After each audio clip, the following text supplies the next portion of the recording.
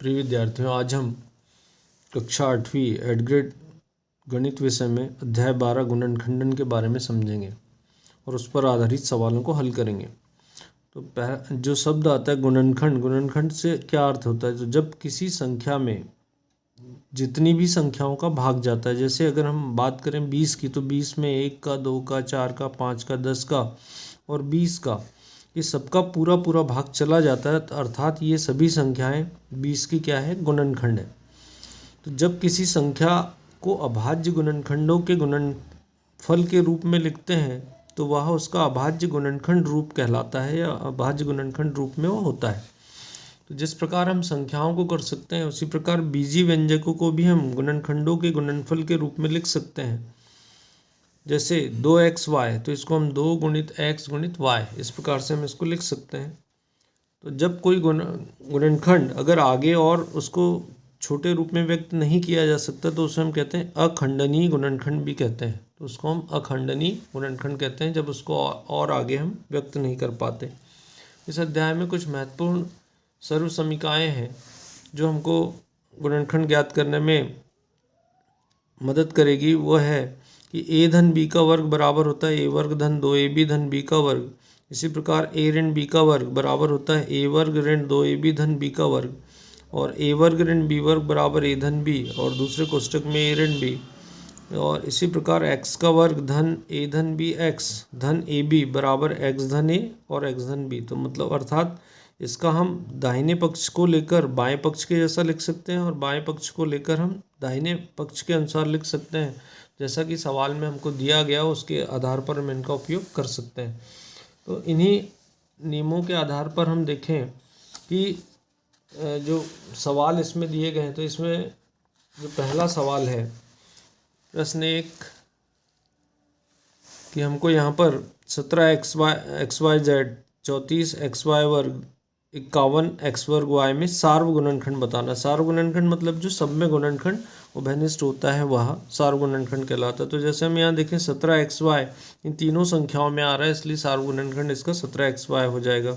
दूसरे सवाल में हम देखें तो दूसरे सवाल में 12x वर्ग y वर्ग का अखंडनीय गुणनखंड होगा। तो अखंडनीय मतलब जिसको और ज़्यादा हम विभाजित नहीं कर सकते, तो यहाँ x ऐसा गुणनखंड है जो अखंडनीय है।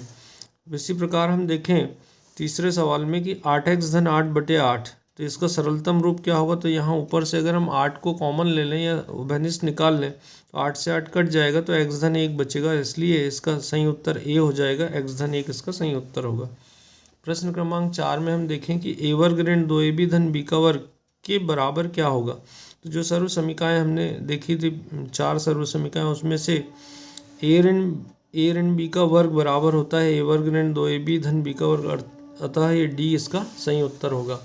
प्रश्न क्रमांक हम 5 में देखें तो प्रश्न क्रमांक 5 है कि 38x की घात 3 y वर्ग z भागित 19xy वर्ग का मान होगा। तो इसमें हमको 38x की घात 3 y वर्ग z में 19xy वर्ग का भाग देंगे, तो भाग देने पर ही 2x वर्ग z आ जाएगा, तो इसलिए इसका सी सही उत्तर होगा। प्रश्न क्रमांक 6 में है कि दिए हुए पदों में सार्व या उभयनिष्ठ गुणनखंड ज्ञात करना है। तो हम 2y 24xy, ये पहला है, तो 2y के अभाज्य गुणनखंड अगर हम लिखें तो 2 गुणित y होगा। 24xy के अभाज्य गुणनखंड लिखेंगे तो 2 गुणित 2 गुणित 2 गुणित 3 गुणित xy होगा। अब इसमें सार्व गुणनखंड मतलब जो दोनों में दिख रहा है, तो जैसे हमें यहाँ देखें ये 2 और ये वाला 2, एक ये हो गया इसका सार्व गुणनखंड, और दूसरा यहाँ y इसमें है और इसमें भी y है, तो ये भी इसका एक सार्वगुणनखंड होगा। तो ये 2 गुणनखंड ही दोनों में उभयनिष्ठ दिख रहे हैं हमको, तो ये इसका सार्वगुणनखंड हो जाएगा 2 गुणित y, अर्थात उत्तर हो जाएगा 2y। इसी प्रकार दूसरे सवाल में 21ab और 49ab का वर्ग, इन दोनों में तो 21ab के अभाज्य गुणनखंड लिखेंगे तो 3 गुणित 7 गुणित a गुणित b, 49ab का वर्ग बराबर हो जाएगा इसके अभाज्य गुणनखंड 7 गुणित 7 गुणित a गुणित b गुणित b। तो हम देखें यहाँ पर हमको 7 दोनों में दिखाई दे रहा है, तो एक सार्वगुणनखंड ये हो गया और दूसरा सार्वगुणनखंड यहाँ ए भी हो जाएगा, ए भी दोनों में है और एक बार बी भी दोनों में दिखाई दे रहा है, अर्थात ये बी भी है। तो 7a और a गुणित b मतलब 7ab इसका सही उत्तर हो जाएगा। 7वें सवाल में हम देखें निम्नलिखित व्यंजकों के गुणनखंड ज्ञात कीजिए। तो गुणनखंड ज्ञात करना है तो हम पहले 5x धन 20, तो 5x धन 20 में अगर देखें तो 5 के जो गुणनखंड होंगे 5x के, तो 5 गुणित x लिख लेंगे और 20 को हम लिख लेंगे 2 गुणित 2 गुणित 5। तो हमने अभाज्य गुणनखंडों के रूप में व्यक्त किया। अब देखें दोनों में यहाँ कौन सा दिख रहा है हमको, दोनों में जो आ रहा है वो 5 है, तो 5 दोनों में दिख रहा है, तो 5 को हम उभयनिष्ठ कॉमन ले लेंगे, सामने आ जाएगा। तो x धन 2 दूनी 4, तो x धन 4 इसका उत्तर हो जाएगा।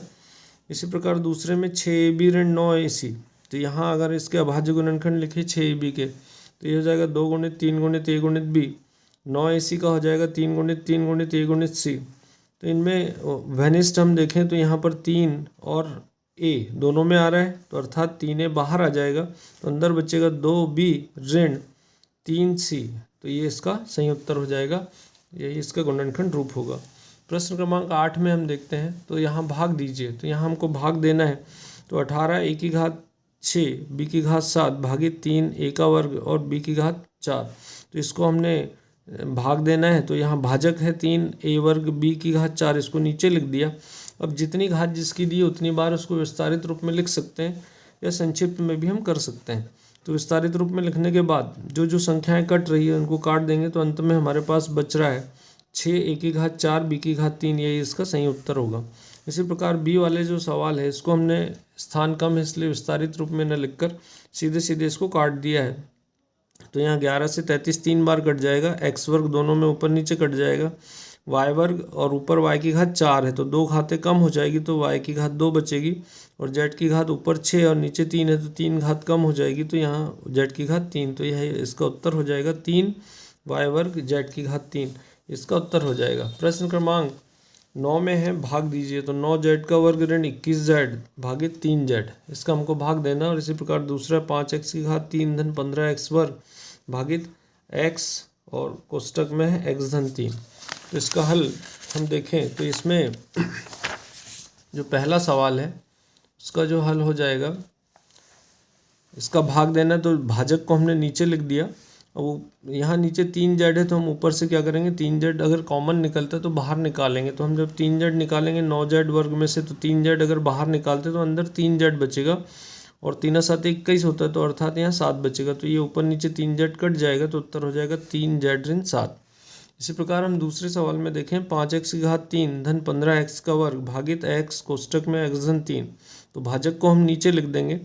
अब यहाँ ऊपर जो उभयनिष्ठ निकल सकता है सार गुणनखंड अगर देखें तो 5x का वर्ग ऊपर से अंश में से आ सकता है, और नीचे x और x धन 3 वैसा ही लिखा है। तो हमने ये जो x है इससे ये x का वर्ग या 2 बार x है तो 1 बार कम हो जाएगा, तो 1 घात बचेगी, और x धन 3 से x धन कट गए तो ये कट जाएगा, तो यहाँ 5x, तो इसका उत्तर हो जाएगा 5x। हम देखें प्रश्न क्रमांक 10 जो परीक्षा के हिसाब से काफ़ी इंपॉर्टेंट है, और इस प्रकार का प्रश्न कई बार परीक्षा में आता है।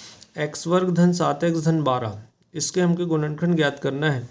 तो हमको ऐसी दो संख्याएं देखना जिनका गुणा करने पर 12 होता है, जोड़ने या घटाने पर 7 होता है। तो हम देखेंगे 4 का 3 चौके 12 होता है, और 3 में 4 जोड़ें तो 7 होता है। तो हम इसको 7x को 2 भागों में बांट देंगे, 3x धन 4x।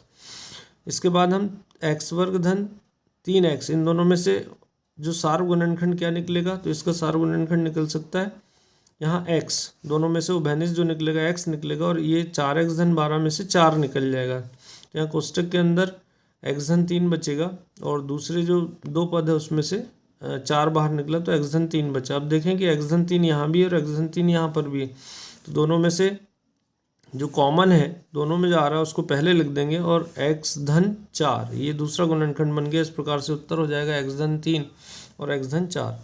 इसी प्रकार दूसरे सवाल में x वर्ग ऋण 10x धन 25, इसमें भी देखेंगे कि दो ऐसी संख्याएं जिनका गुणा करने पर 25 होता है, जोड़ने या घटाने पर 10 होता है। तो हम देखेंगे 5 पचम 25 होता है, और 5 में 5 अगर जोड़ें तो 10 होता है।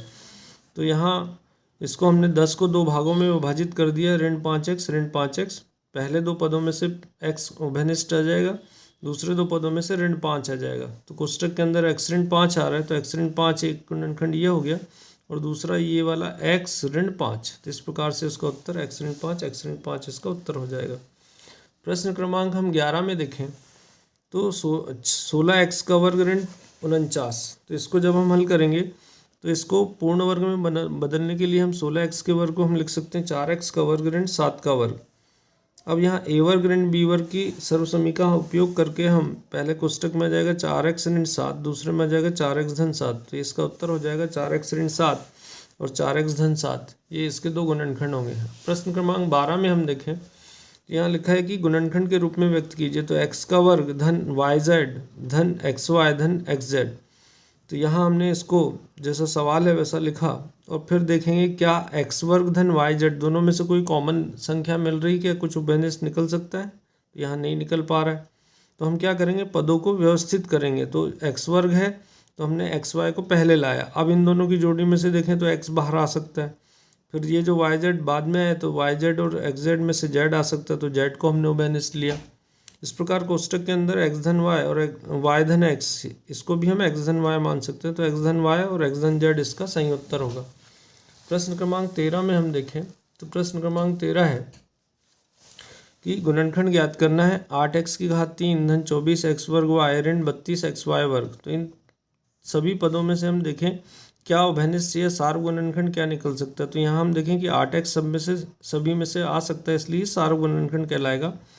तो हम 8x की घात 3 में से 8x निकाला तो यहाँ x वर्ग बचेगा, 8 तिया 24 होता तो 3 बचेगा, एक x बाहर आ गया है तो 2 बार था तो 1 बार बचा और ये y बचा। इसमें से 8 चौके 32 होता है इसलिए 4 आ जाएगा और यहाँ x बाहर आ गया है तो यहाँ 4y का वर्ग। अब ये जो संख्याएं बची इसमें हम 3xy को इस प्रकार से तोड़ेंगे कि यहाँ 4 जो है कुछ उभयनिष्ठ निकल जाए, तो हम इसको 4xy ऋण xy लिख सकते हैं। तो यहाँ या इस प्रकार से भी कर सकते हैं कि ऐसी दो संख्याएं जिनका गुणा करने पे 4 होता है, जोड़ने या घटाने पर 3 होता हो, तो 4 एकम 4 होता है और 4 ऋण 1 3 होता है। तो इस प्रकार से हमने उसको दो भागों में तोड़ा। अब ये दो पदों में से उभयनिष्ठ निकलेगा x, इन दो पदों में से निकलेगा y। तो कोष्टक के अंदर बचा x धन 4y, यहाँ पर भी बचा x धन 4y, तो x धन 4y को यहाँ लिख लेंगे, दूसरा गुणनखंड हो जाएगा x ऋण y। तो इस प्रकार से हमारा उत्तर हो जाएगा 8x कोष्टक में x धन 4y और दूसरे कोष्टक में x ऋण y। प्रश्न क्रमांक 14 में हम देखें गुणनखंड ज्ञात करना है 25 ऋण a वर्ग ऋण b वर्ग ऋण 2ab। तो हम यहाँ ये जो तीनों पद है इसमें से ऋण चिन्ह बाहर ले लें तो अंदर हो जाएगा a वर्ग धन b वर्ग धन 2ab। तो ये एक सर्वसमीका होती है a धन b का वर्ग। अब 25 को हम वर्ग के रूप में लिखें तो ये हो सकता है 5 का वर्ग, 25 5 का वर्ग होता है तो हमने लिखा। तो इस प्रकार से लिखने से क्या होगा कि यहाँ a वर्ग ऋण b वर्ग की सर्वसमीका लग जाएगी। तो एक कोष्टक में a ऋण b आ गया, a मतलब 5 और b मतलब a धन b, दूसरे में a धन b तो 5 धन a धन b। अब जब कोष्टक खोलेंगे तो ये कोष्टक में हो जाएगा 5 ऋण a ऋण b, दूसरे में 5 धन a धन b। तो यह इसका उत्तर हो जाएगा, ये दो गुणनखंड हो जाएंगे। प्रश्न क्रमांक 15 में हम देखते हैं, तो प्रश्न क्रमांक 15 है 45x की घात 4 ऋण 7x की घात 3 धन 12x का वर्ग को 5x x धन ऋण 3 से भाग देना है। तो भाजक को हम नीचे लिख देंगे और भाज्य को ऊपर लिख दिया। अब हम देखें कि यहाँ आसानी से 5 से 45 कट सकता है, तो 5 एकम 5, इस 5 से हमने काटा इसको एक बार और ये 45 कट जाएगा कितनी बार, 9 बार, तो 5 नम 45। यहाँ x एक बार है, यहाँ 2 बार था तो एक x से एक x कट गया, तो यहाँ घात इसकी एक बार बचेगी। अब कोष्टक के अंदर x वर्ग ऋण 7x धन 12 है, तो इसको हम इसी प्रकार से तोड़ेंगे जैसे हमने प्रश्न क्रमांक 10 में और सवाल हल किए थे कि गुणा करने पर 12, जोड़ने या घटाने पर 7। तो ऐसी संख्याएं क्या हो सकती है, 4x और 3, 4 में अगर 3 जोड़ा जाए तो 7 होता है और 4 तिया 12 होता है। तो इस प्रकार से हम यहाँ जो शेष बचा है 9x कोष्टक में x वर्ग ऋण 7x धन 12 बटे x ऋण 3, तो अब हम ये x वर्ग ऋण 7x धन 12 को तोड़ेंगे। तो इसको हमने मध्य पद को दो भागों में विभक्त किया, फिर पहले दो पद जो इसमें से उभयनिष्ठ लिया तो x लिया तो x ऋण 4, दूसरे दो पदों में से ऋण 3 कॉमन लिया तो x ऋण 4, x ऋण 4 दोनों में आ रहा है तो x ऋण 4 को हमने पहले लिख लिया, दूसरे कोष्टक में x ऋण 3 हो जाएगा, ऊपर x ऋण 3 और नीचे भी x ऋण 3 है कट गया, तो हमारे पास उत्तर बचेगा 9x कोष्टक में x ऋण 4। तो इस प्रकार से सभी सवालों को बार बार हल करके देखें और परीक्षा में अधिक से अधिक अंक और अच्छा रिजल्ट लाने का प्रयास करें। धन्यवाद। जानकारी अच्छी लगे तो शेयर करें।